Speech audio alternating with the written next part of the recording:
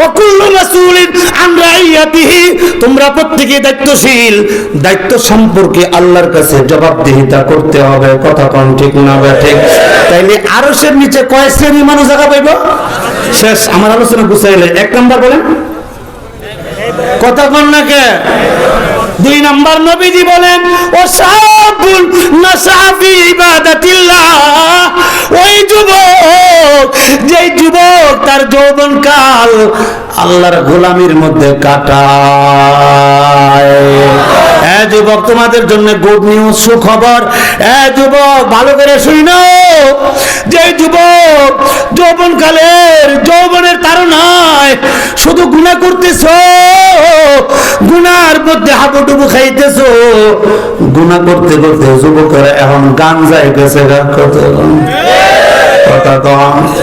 18 বছরের যুবকে গাঞ্জা খায়, 16 বছরের যুবকে সিগারেট খায়। আস্তে করে ঠিক, এটা কি আপনাদের বিশ্বাস হয় না? 16-17 বছরের ছেলে কি খায়? হায় হায় হায়, যদি জিগান কাঠ টানতে শিখছো, আমার আব্বা টানতে শিখছে, কারণ তার বাপেও খায়। কথা কই না রে মুসলমান, তার বাপে খায়। এই সিগারেট খাওয়া কি কোন উস্তাদের কাছ থেকে শিখছে? তার বড় উস্তাদ হলো তার বাবা, কারণ বাইরে দেখছে বেনসন খায়, হ্যাঁ কয় বাবা বেনসন খায়, আমি তো কমপক্ষে মুই নিবে খাবো। কথা কোন ঠিক না ঠিক? যুবক, খুব ভালো করে কথাগুলো বুঝো। আল্লাহ নবী বলে গেছেন আরশের নিচে জায়গা পাইবা ও শাবুন নাশা ফি ইবাদাতিল্লাহ, তোমার যৌবন কালটা যদি আল্লাহর গোলামিতে কাটাইতে পারো যুবক রে, আল্লাহর কসম করে বলি, কিয়ামতের দিন যখন কোনো ছায়া থাকবে না, তোমার মাথার উপরে সূর্য থাকবে, আরশের ছায়া ছাড়া কোনো ছায়া নাই। যুবক, তোমার যৌবনটাকে যদি আল্লাহর গোলামিতে কাটাইতে পারো, আল্লাহর আরশের নিচে জায়গা পাইবা। সুবহানাল্লাহ।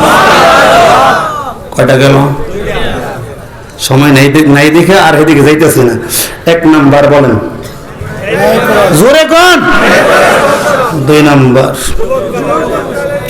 যৌবনকালে আরেকটু বলি, যৌবনকালে যারা ইবাদত করে এরা যদি বুড়াকালে পুরা নাও করতে পারে, যৌবনকালে করার কারণে আল্লাহ পাক যৌবনকালে যে সওয়াব দিছিলেন বুড়াকালে ইবাদত করতে না, কোমরে দেয় না, নাইলে মিয়া ঠিকমতো ওযুই থাকে না, এমন হয় না? যেরকম হয় না, এরকম হয়।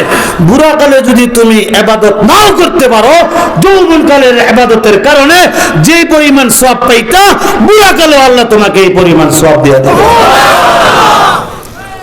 2 গেল। 3 ওয়ারাজুলুন কালবুহু মুআল্লাকুন ফিল মাসাজিদ, যার দিলের সম্পর্ক আল্লাহর ঘরের সাথে।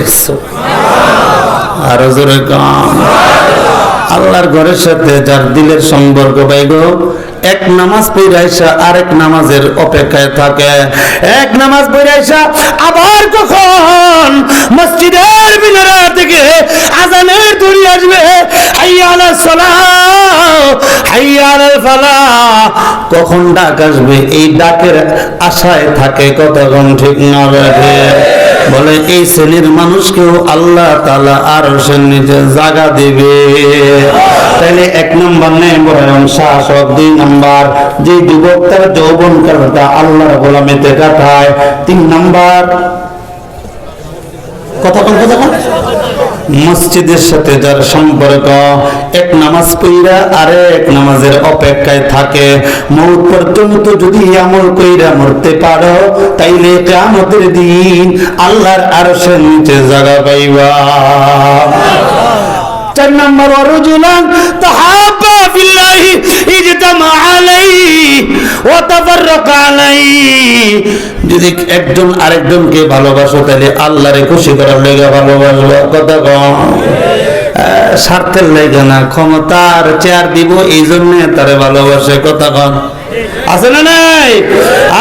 টাকা পয়সা দেয় এর লিগা, একটু সুযোগ করে দেয়, আপনার মানে একটু উপকার করে এর লিগা তারে ভালোবাসে। অথচ ভালোবাসতে হইলে কারে খুশি করার লেগা ভালোবাসবা? আল্লাহরে খুশি করার লেগা ভালোবাসবা। আমার ভাইরা, 1 নম্বর নেই পরে শাসক, 2 নম্বর যেই যুবক তার যৌবনকাল আল্লাহর ইবাদতে কাটায়, 3 নম্বর যার অন্তরের সম্পর্ক আল্লাহর ঘরের সাথে। 4 নম্বর কেউ যদি কাউকে ভালোবাসে তো আল্লাহর জন্য ভালোবাসবে, কেউ যদি কারোর সাথে সম্পর্ক নষ্ট করে তাইলে আল্লাহরে খুশি করার লাগা সম্পর্ক নষ্ট করবে। 5 নম্বর ওয়ারাজুলুন ইমরাতুন যাতু মানসাবি ওয়া জামাল ফাকালা ইন্নী আখাফুল্লাহ। কোন যুবতী নারী তোমাকে অপকর্মের জন্য ডাকতেছে আর তুমি বলতেছো ইন্নী আখাফুল্লাহ, না না আমি এমন অপকর্ম করব না, আমি আল্লাহরে ভয় করি। সুবহানাল্লাহ। এই কথা যদি তুমি বলতে পারো, এই আমল যদি তোমার মধ্যে থাকে, দিলের মধ্যে আল্লাহর ভয়, তুমি জিনা করো না। কোন সুন্দরী রমণী তোমারে ডাকতেছে, আমার কথা নয় আল্লাহ নবীর কথা, পরিষ্কার ভাষায় বলতেছি। আল্লাহ নবী বলেন কোন যুবতী নারী যদি তোমাকে অপকর্মের দিকে ডাকে আর ওই সময় যদি তুমি বলতে পারো আমি আল্লাহরে ভয় করি, কিয়ামতের দিন জিনাকারীদের কাতারে আমি উঠতে পারবো না।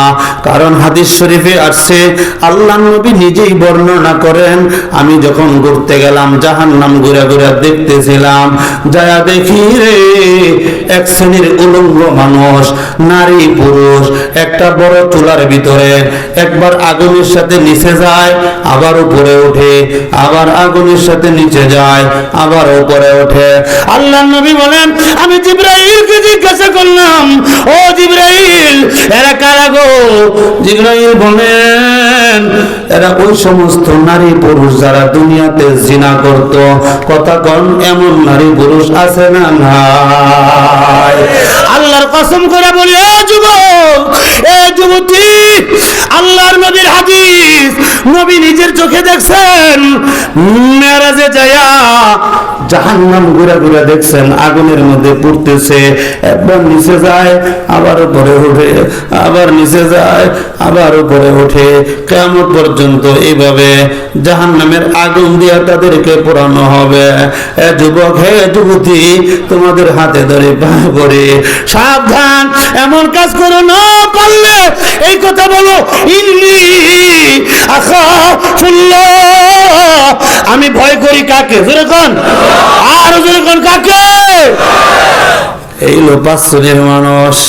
6 নম্বর ওয়ারাজুলুন যাকারাল্লাহ, যারা আল্লাহরে স্মরণ করে, ফাকাজাত আইনা, আর চোখ দিয়া পানি ফেলে, চোখ দিয়া আল্লাহরে স্মরণ করে, আল্লাহরে ডাকে আর চোখ দিয়া পানি ফেলে, চুনাজারি করে, কান্না করে, আর আল্লাহকে বলে আল্লাহ আমার জিন্দেগীর গুনাহ মাফ করে দাও। চোখের পানি ছাইরা যখন কান্না করতে থাকে, হাদিস শরীফে আসছে চোখের পানিটা এমন দামি একটা পানি, লম্বা সময় আলোচনা করার সময় নাই।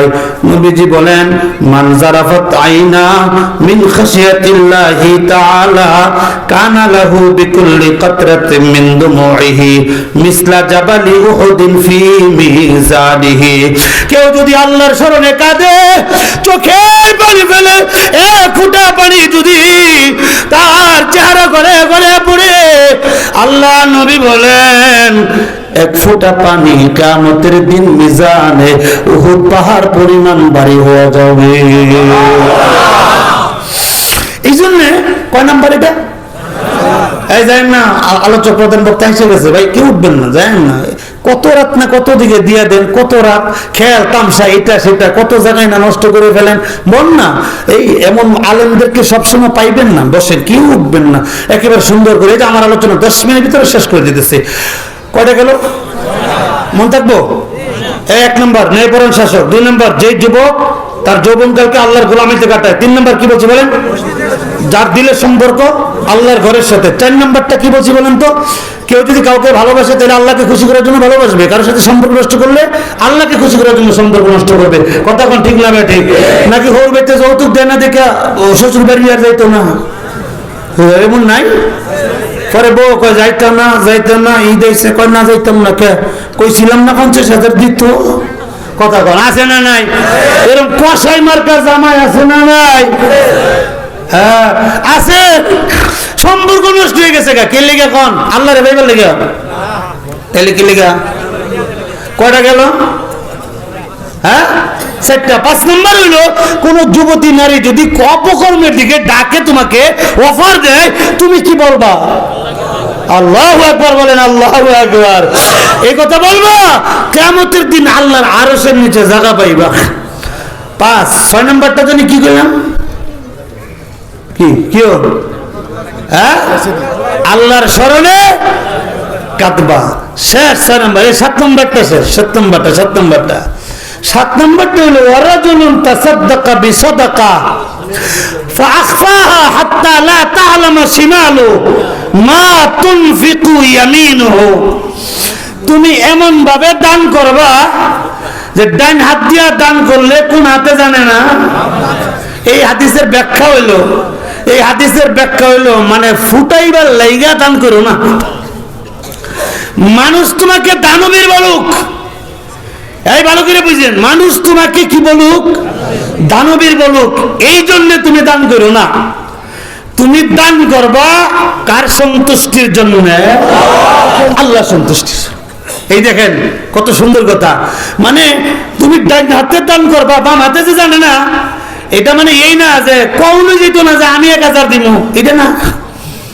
বরং এই হাদিসের ব্যাখ্যায় মুহাদ্দিসিনগণ বলেন, নাম ফুটাইবে লেগে আছে না, অনেকে নাম ফুটাইবে লেগে কয় কথা কোন নাকি এক জায়গার মধ্যে মুনাজাতে তার নাম কইছি না, মানে হ্যাঁ আমার আগে কইছিল, আমি যে 50,000 দিছি কইন, কিন্তু মুনাজাত পরে মুনাজাত কইছি না। বাইরে ভাই মুনাজাত নামার পরে আমার কয় হুজুর টিয়া নেন সময় তো নিতারেন, ঠিক হইল।